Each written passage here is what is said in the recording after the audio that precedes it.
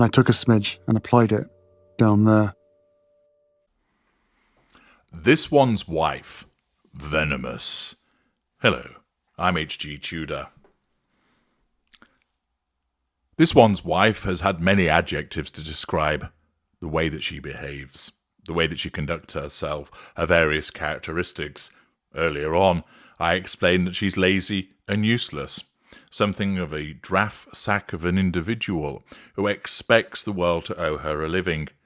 An occitant approach to life where she expects just to turn up and be paid.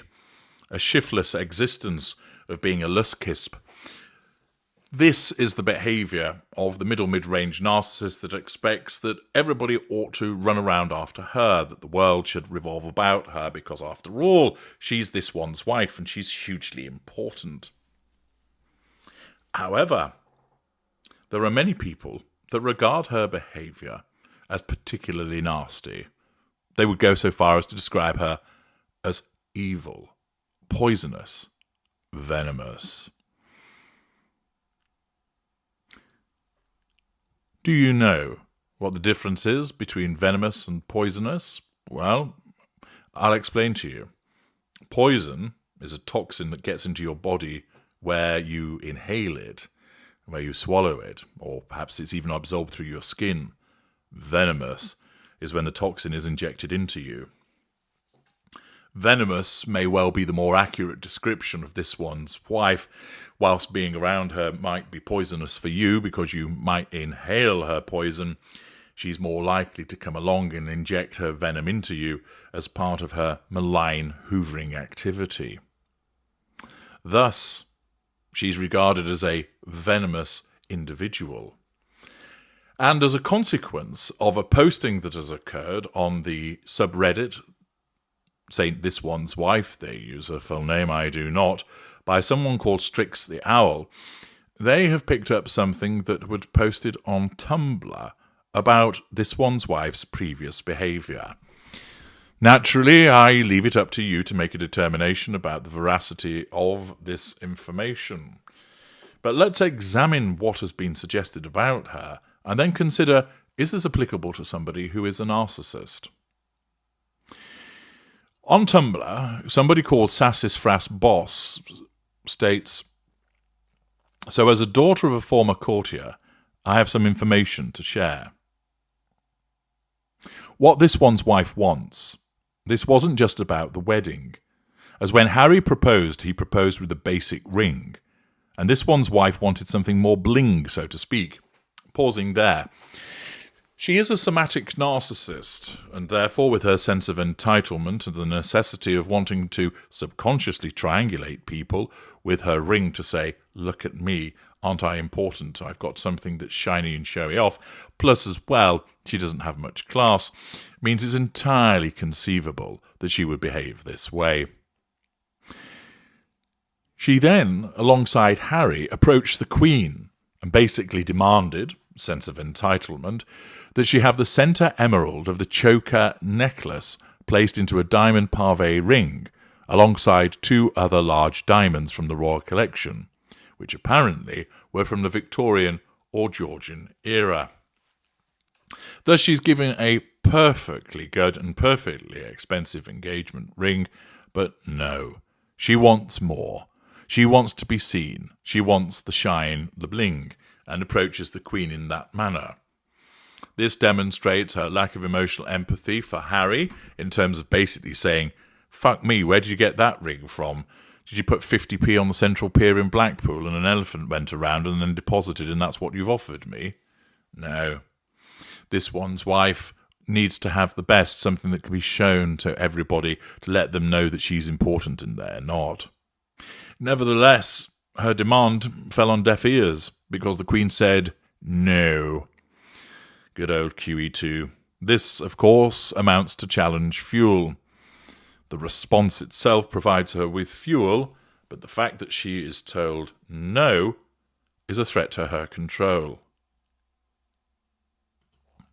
As those of you who've had an involvement with a narcissist will know, saying no to a narcissist really does not go down well at all. and can result in a temper tantrum through the exhibition of heated ignited fury or an icy response by way of the provision of cold fury.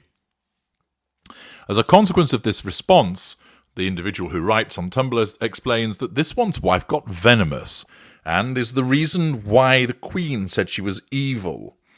It doesn't actually describe what she did, but evidently behaved in a way which was inappropriate. When they couldn't get any further, Harry and this one's wife apparently approached the Earl Spencer, sense of entitlement, to have him hand over diamonds from the Spencer tiara to place into the tiara to which he denied. This was among the reasons why he didn't attend the christening. The wedding he did attend because of optics. Accordingly, this one's wife is swanning around, wanting to get the gemstones for her ring, to bring the bling, to ensure that people look at her and admire her. But she is denied by QEII, which results in a response by way of heat-ignited fury, although the specifics are not provided to us. Did this happen? I'll let you determine, but what I can tell you is that a narcissist such as her, as a middle-range somatic narcissist, would be likely to respond in such a way, both in terms of making the demands and responding in a venomous fashion when she is denied. But there's more. This poster also then goes on to the issue between this one's wife and Catherine, explaining that it goes back to a time when this one's wife got drunk while living in Kensington Palace's cottage with Harry. Apparently, she threw a large party, which again would be something that a somatic narcissist could engage in, and it went on for a long time. Apparently, William was away at this time and Catherine was pregnant and also with her 2 young children living close by. Catherine actually went down to tell this one's wife to stop the partying and the loud music, naturally as a consequence of being pregnant and having 2 young children that needed to go to sleep.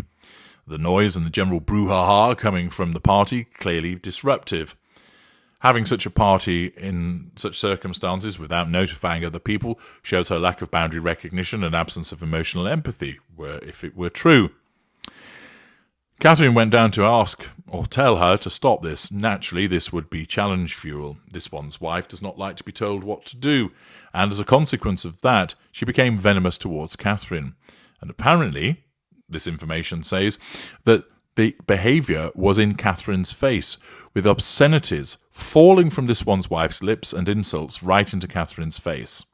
And furthermore, this one's wife bought Catherine a set of stainless steel butcher knives and smirked, saying that the blood wipes right off. Triangulation and threat. Again, I leave it for you to make a determination as to the veracity of this information, but is this the way that a narcissist could behave? You bet your grandma's teeth it is. Even a middle-mid-ranger that would operate a facade to the outside world, when they perceive that nobody's looking, could behave with this nasty, heated fury, and to do so towards Catherine. Telling her that she needs to quieten the party down is a threat to control, which would cause an ignition of heated fury, exacerbated by the fact that this one's wife was drunk, resulting in her responding in the manner described, exhibiting a venomous response through verbal insult and threat towards Catherine. Further instances of how the narcissist behaves away from the glare of publicity and entirely commensurate with the type of narcissist that this one's wife is. I'm H.G. Tudor. Thank you for listening.